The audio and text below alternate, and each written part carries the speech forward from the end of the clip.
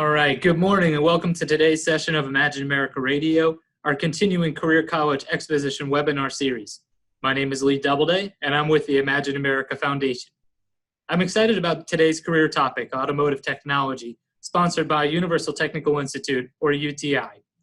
UTI is this country's leading provider of high-quality, career-focused education at 12 locations nationwide. UTI is also a 20-year sponsor of the Imagine America Scholarship and Award programs, having provided admissions-based financial aid to more than 15,000 enrolling Imagine America students.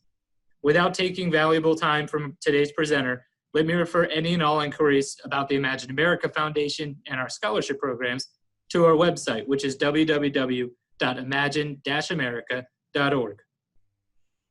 Automotive technology careers are some of the most popular programs in career colleges, and since our beginning in 1999, Imagine America remains a leading sponsor of scholarship aid to enrolling high school students. However, our country faces a serious shortage in certified automotive technicians. We hear from employers in virtually all sections of the country desperately looking for qualified employees, so we need to do more. Our partner in today's presentation is Universal Technical Institute, and joining us today to discuss in detail the looming automotive technician shortage and how UTI is helping meet this need is Dr. Stephen Coyle. Dr. Coyle is a nationally recognized expert in this area with an extensive K-12 background. But before turning the program over to Dr. Coyle, let me outline today's agenda. Today's session of Imagine America Radio will be 30 minutes maximum with question and answers that you can actually submit your questions via the Q&A feature in this Zoom meeting during the presentation or while the presentation is going on. And then at the end of the presentation, or approximately 10:25, we will then present any questions offered by the participants, and we will address as many questions as possible and provide written responses and follow-up emails if we do not get to any questions. We'll have a hard close at 10:30. So, without taking any more time out of today's presentation, let me turn today's session over to Dr. Stephen Coyle. Dr. Coyle, the floor is yours. Well, good morning, everyone, and thank you so much for spending a little bit of time with us today. I'll get right into our presentation. We'll start off first with challenges facing the workforce. We will follow that up with opportunities in the transportation industry, and then we will close with Universal Technical Institute's career pathways. Excuse me. I always like to start my presentation off with the changing workforce because I think that lays the groundwork for everything else. It's changed dramatically from the 20th century to the 21st century. In the 20th century, we are very much an agricultural manufacturing economy. You can see as we moved into the 21st century, that changed dramatically into more of a service-oriented economy. You can all attest to that yourselves. If you own a house, a car, a washing machine, it doesn't matter. You've all experienced trying to get someone to work on these things, let alone someone who's qualified. It's very difficult. You've even seen it in the restaurants. When you go out to eat, if you're allowed to, you go in and they table and to get a table and they say, well, it'll be 30, 35, 40 minutes. And you turn around and there's tables open everywhere. And I'm talking about pre-pandemic, but still you look at that and go, wow, why can't we go ahead and sit? And well, they don't have enough servers. You also might look at agriculture dropping from 41% to 2%. That might alarm you saying, wow, what happened? Well, you have to remember that with 2%, we feed more people than we did with the 41%. How? Through technology. But that ties directly into service because, once again, we have to have technicians that can work on this equipment. A recent survey was done in 2016 where 150,000 students from grades 6 through 12 were asked, how many of you would like a skilled trades career? A whopping 3% said, yeah, sign me up. This is what I want to do. That same group of students was then asked, how many of you would like a STEM career? Over 45% said, yes, this is what I'm looking for. This is what I want. And there lies the disconnect because students do not see the connection between STEM and skilled trades. Unfortunately, we have many educators that also don't see that connection. We have to remember that STEM and skilled trades do go hand in hand, and we as educators have to do a better job of conveying that information to our students and to their parents. STEM career growth it's amazing the growth that's taking place. Between 2017 and 2027, STEM jobs will grow over 13%, and I would dare say that number is going up. All other jobs, about 9%. So you see there's a difference there, but here's the startling difference. When you start looking at hourly wages, in a non-STEM career, you can expect to make just over $19 an hour. This is not entry, this is medium level. With STEM career, almost $39 an hour. That's huge. And then if you take that to a yearly salary, you can see that non-STEM occupations, just over $38,000 a year. STEM occupations, almost $87,000 a year.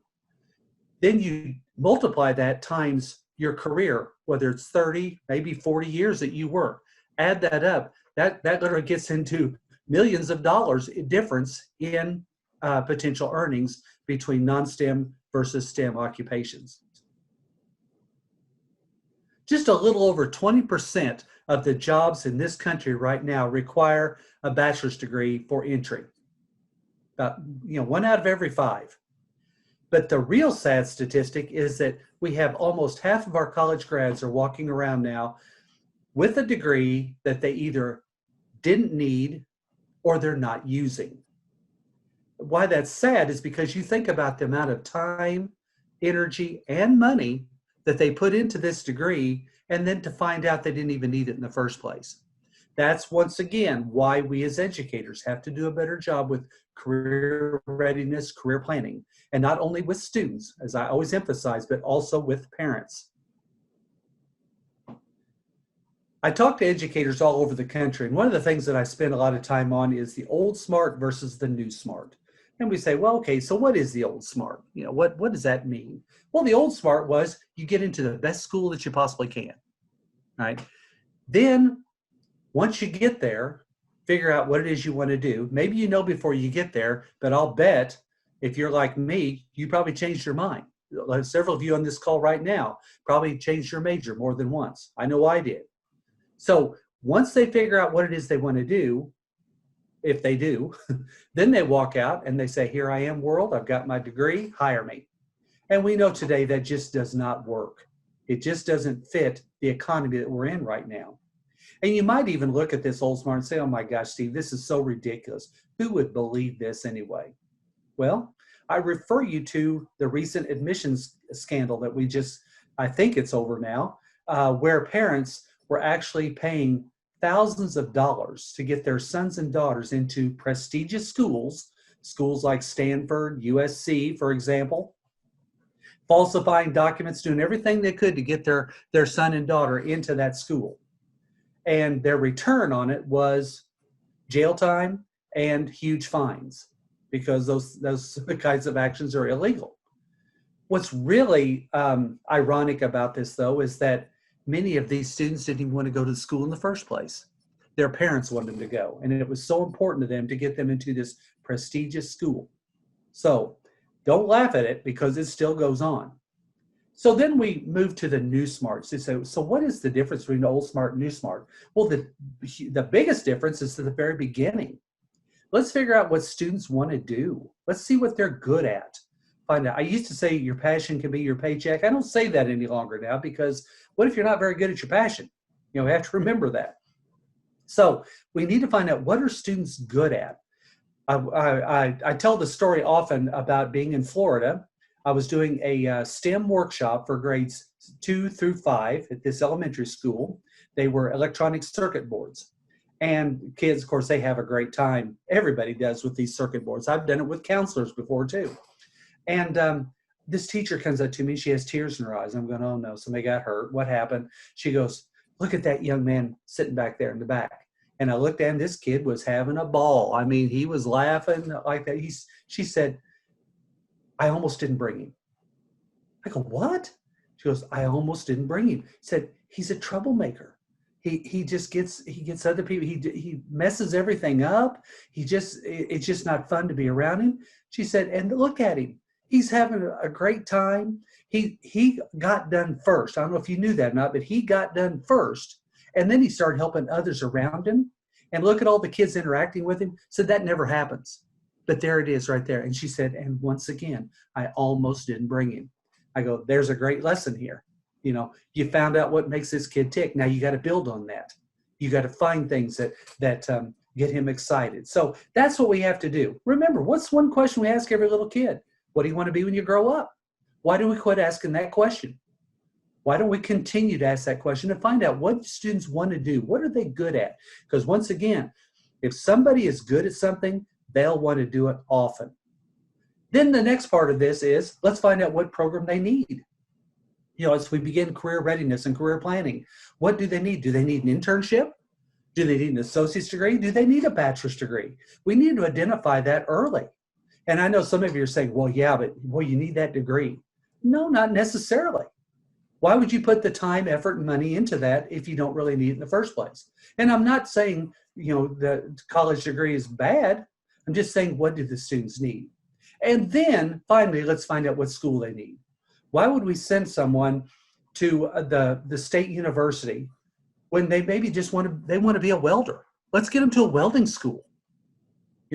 That's a great career, a well-paying career. But let's get them into the proper school for that. The rule of 1-2-7, very simple, but very effective rule. If you add 1, 2, and 7 together, you get 10. For every 10 careers that are out there right now today, only one requires an advanced degree, meaning a master's degree or higher. 2 of the 10 require a bachelor's degree. 7 of the 10 careers that are available today, right now, only require competency-based credentials, meaning a diploma or a certificate, or they need an associate's degree. 7 out of 10. Yet we're pushing students into colleges at almost a 70% clip. You can see we're doing just exactly the opposite of what the economy is telling us we should be doing. So we need to pay attention to this because this is where our economy is at right now. I educate educators. That's my job. But you as educators, you need to educate parents and students. Yes, I always include parents in there because I know parents can be a headache. I know they can because they're still of the mindset of the old smart. We have to get them to the new smart. So we need to do a better job of teaching not only the students but their parents about career readiness, career pathways, and that how important STEM careers are. We have to remember that post-secondary education does not mean university for all. Not all of your kids want to go to colleges and universities, and you know that. So we have to react to that. Also, another little subtle hint I would give you is drop the word college from your vocabulary. Now, don't take me wrong here. I didn't say drop college. College is important. Some students are going to need that. But the word college sends off this idea that, when you say college, they think of the state university. They think of these prestigious schools. Once again, we were talking about earlier in the old smart. They won't think about the welding school, the cosmetology school. They won't think about these type of places. But we have to remember that post-secondary takes in everything. So we have to be conscious of that. And then finally, remember what employers are looking for. They're looking for competency-based credentials. What do you bring to the table that will help them? That's what they're looking for. So that's what we need to focus on as we make these career planning decisions for students or help them with these decisions. The second part of our agenda is opportunities in the transportation industry. I don't care if you're talking about a car, a truck, a motorcycle, a boat, an ATV, I don't care. Whatever it is that you're talking about, they all are rolling computers or floating computers, right? That's what makes these things tick now. We have to remember, though, that this technology that's in these vehicles today, they're not only important for making our life easier, but they're also important because they're life-saving technologies. Let's take, for instance, the backup camera. We've all heard horror stories of someone backing over a child, sometimes even their own child. Can you imagine that? I can't, but it's happened. But with backup cameras that we have now, you can see clearly behind you, not only straight out, but also down. So if someone is shorter or whatever, you can see what's back there. And think about the number of lives that's probably saved. Or we talk about the blind spot indicators. You've all been honked at just like I have. If you start to pull over and somebody honks at you and you go, man, where'd they come from? I didn't see that anywhere.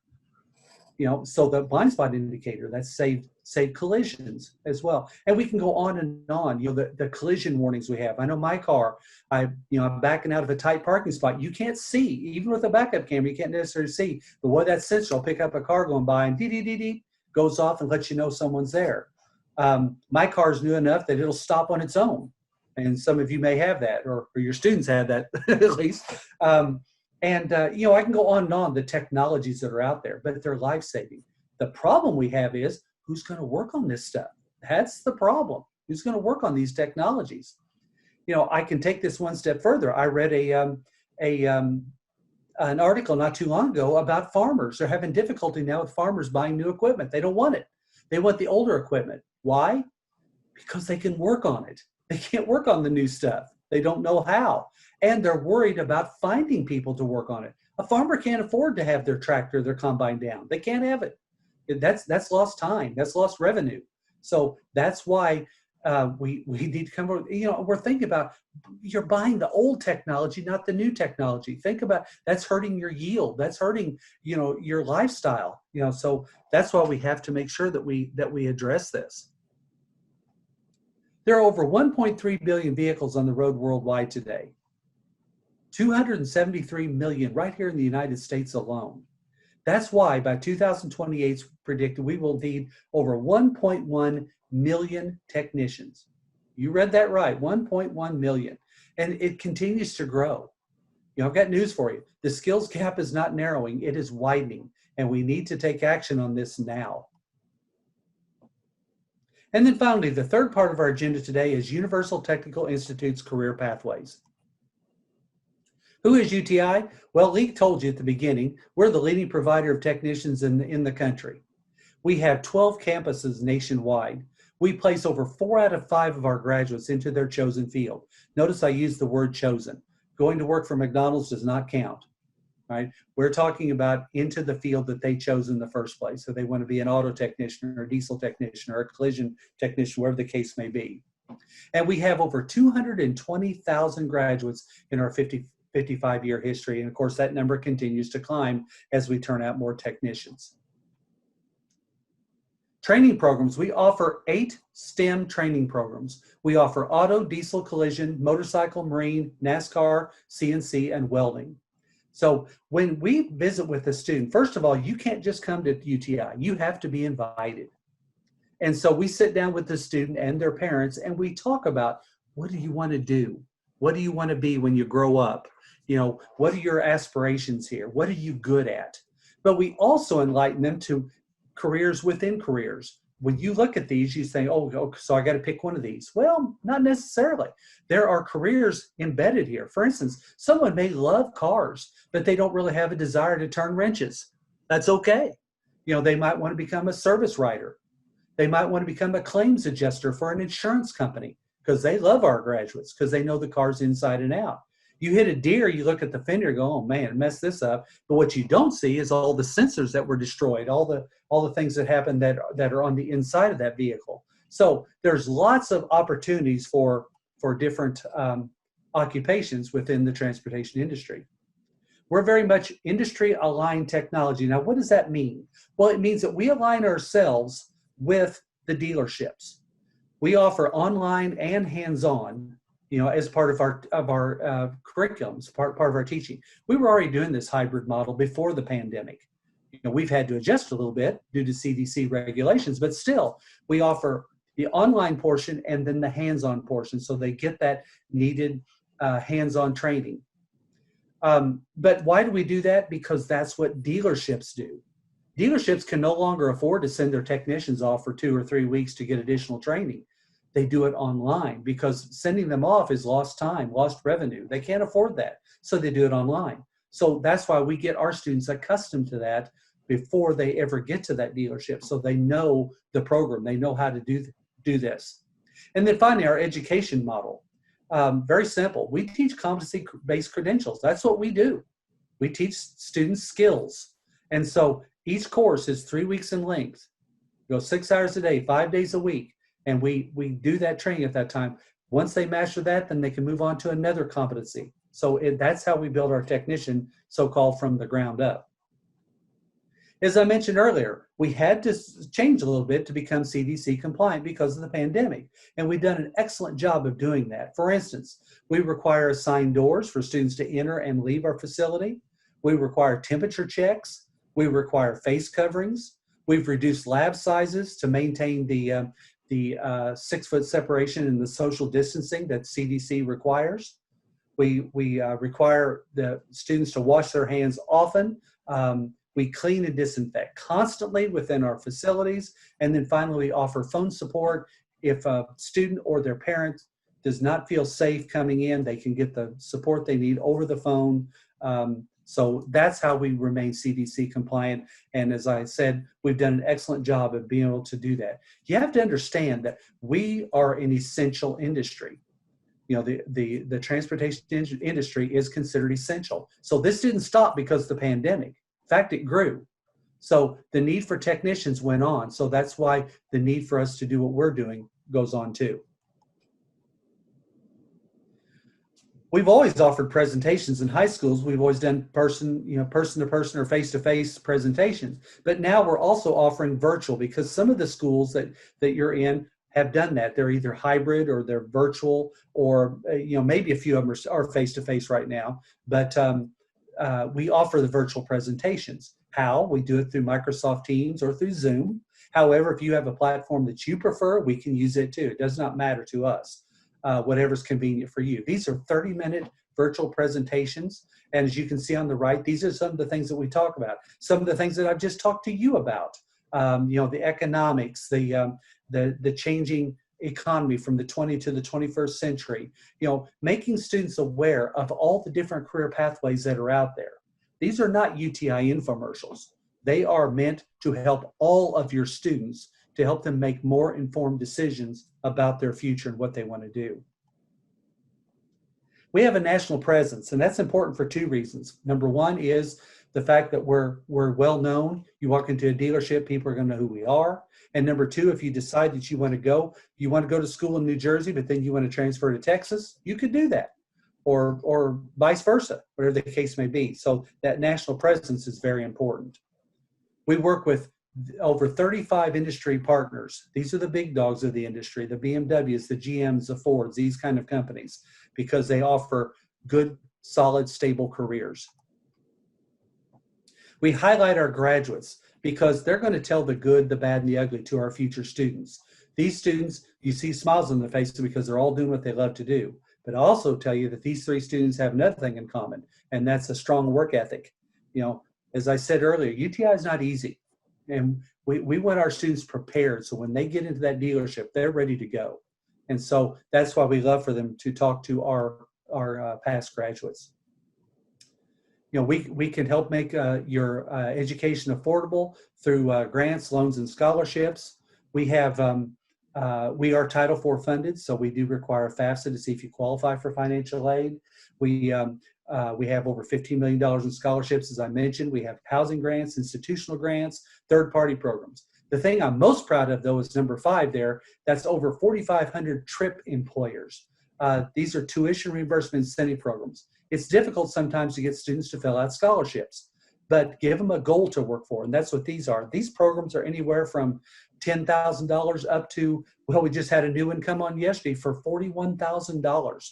Now, they don't just hand you a check for that, but groups like Ray Katina, they will offer a package of $38,000, but it's in increments and it's broken down into different areas, sign-on bonuses, things like that. But they'll add an extra $200 or $300 or $400 every pay period or every month, so students can take that money and use it to pay off their student loans or whatever they might have. So it's a great program and it's proven to be very popular with students. I'm a retired educator. I know what you guys do on a daily basis. And we're here to partner with you any way we possibly can. I've given you information today that you can use with your students, but we can also come in and help you with that too. As I said, we offer the workshops. These are free.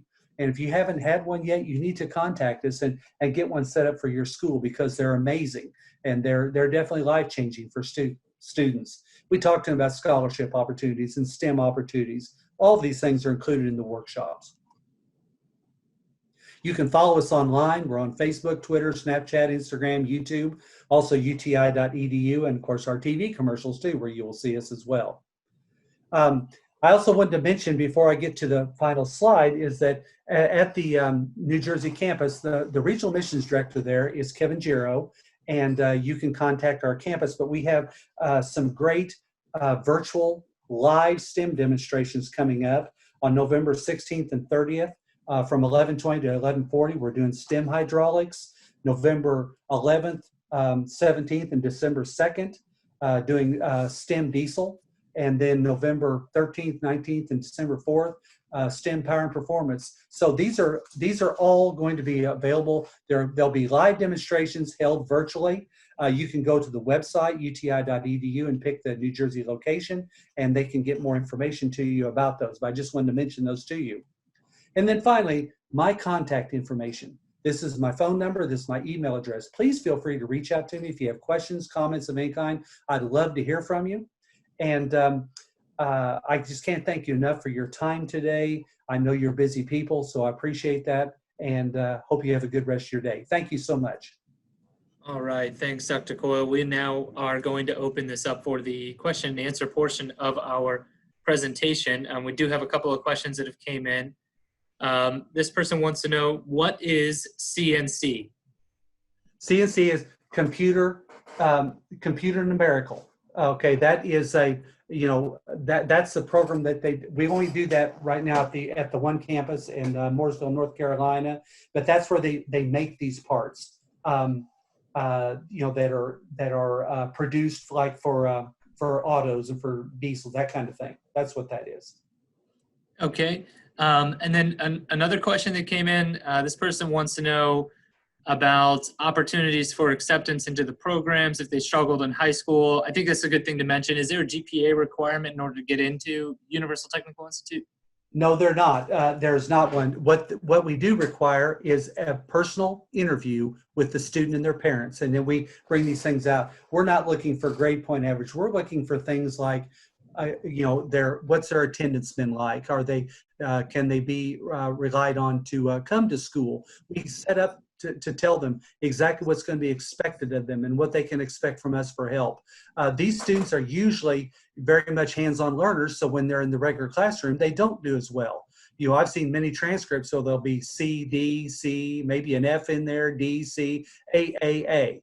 So what are those A's? They're shop classes. So that's what we're more interested in is their work ethic, their willing to work, their coachability. Okay, great. And I did have another question that came in. This person wants to know if you have any type of learning support services. Absolutely. We offer tutoring. That's part of the program for any student that needs it, to give them additional help, because we want them to keep up with what's going on, because we need the technicians out there so bad. So we offer that support to them to make sure that they're successful. Okay, Dr. Coyle. This person wants to know if there's housing available at any of the campuses. We have housing available at all of our campuses except for the New Jersey campus. The New Jersey campus is considered a metro model, so we don't have housing right there close by. But the reps, they can assist you with finding places to live if you would need that.